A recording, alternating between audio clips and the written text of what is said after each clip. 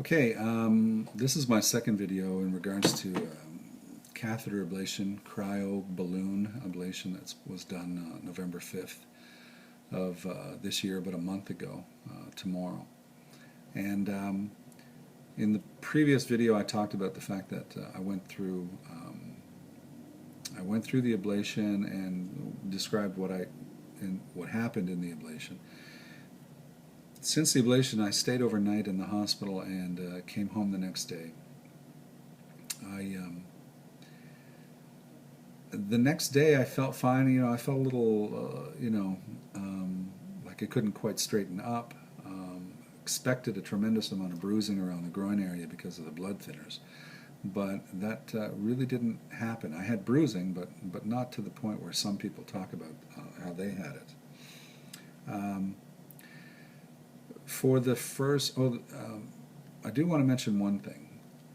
I suffered from migraine headaches ever since I was a 14-year-old, but they have diminished over the years to the point where, and I had the full vascular migraine where you'd have aura, where part of your vision would go, and you'd have numbness. I'd have numbness literally right down the middle of my face, and my tongue right in the middle of my tongue. It's the weirdest thing, and and the numbness actually moves. It's so weird. And then the vision thing, the aura actually moves across your optical nerve, and your vision, it moves too.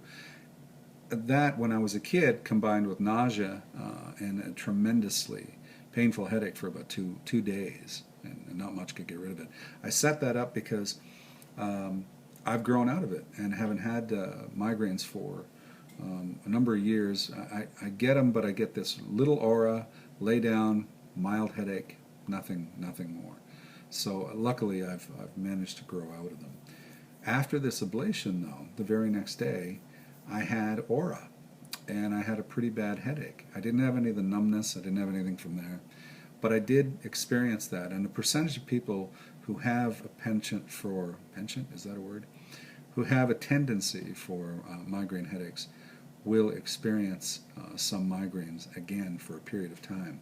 And the reason why is they go in through the right atrium and they do a thing called a transeptal puncture into the left atrium.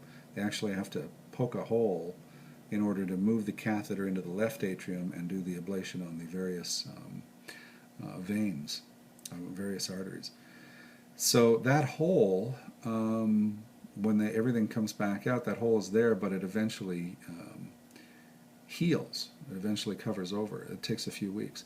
For that period of time, blood actually can travel from the left to the right atrium and not get filtered by the lungs.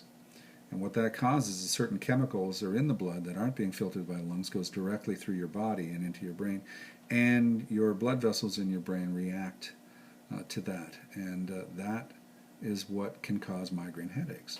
It's not a stroke. It's just a reaction to this particular procedure, and it's only in about maybe 5% of people.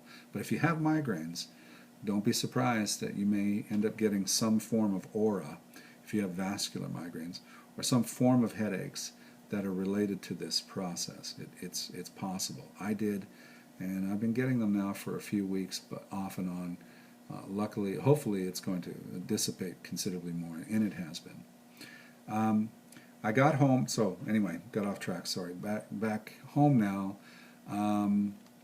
and I was fine for the first 4 days. That was from Tuesday, Wednesday, Thursday, and Friday. I felt like, this is great. My heart rate was low and slow. I hardly felt it, didn't feel it at all, didn't have any skips or anything. That Saturday, I started getting skips, and I was like, oh boy, and it kept going, and it got worse. Meaning the skips were like every second beat, and I was like, oh, okay. So I got online and started looking, of course, at recovery symptoms that people were experiencing, and this is part of it. There's a blanking period, they call it, doctors call this.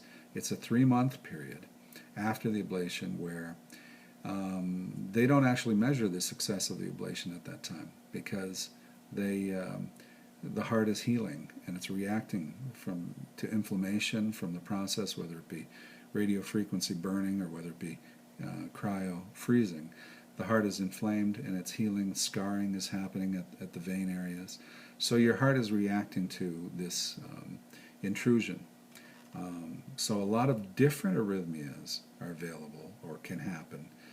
Not dangerous, but just different types of beats that you're going to feel, different types of atrial fibrillation, in other words.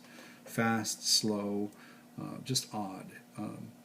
I didn't know that, at least that much detail, and it started happening to me.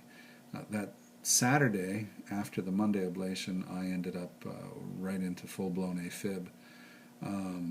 And I ended up driving myself into the hospital just to get checked out. And they said, you're fine. It should go away on its own. And that was the first time I ever checked out of an emergency room or a hospital in AFib. Every other time I checked out, I converted at the hospital. So I'm in my car and I'm driving along and I'm in AFib going home, which is weird, was very weird for me. But it felt like it was a different kind of AFib. For some strange reason, it was calmer. It was, I was able to keep myself calm because I was used to going through this process.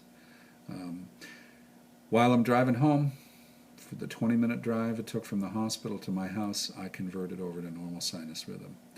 However, that night and for the next 5 to 7 days, I went through atrial fibrillation, every hour or so, some form of weird heartbeats.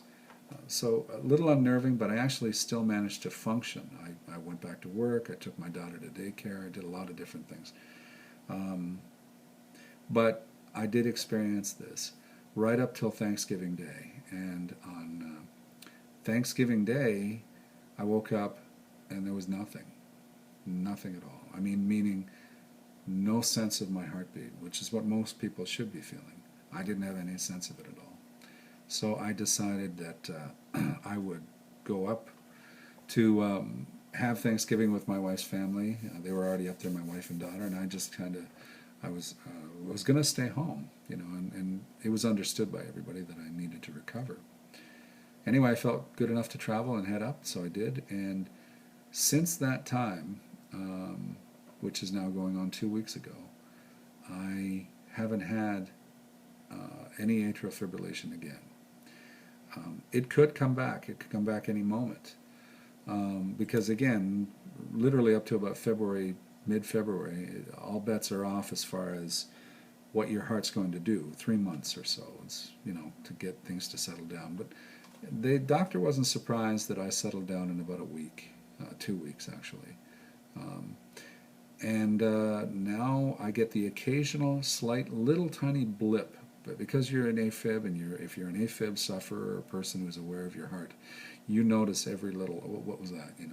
I think I felt something there. And I go to this vein here to check all the time. So it looks like I'm on the phone while I'm in the car, and my wife knows exactly what I'm doing.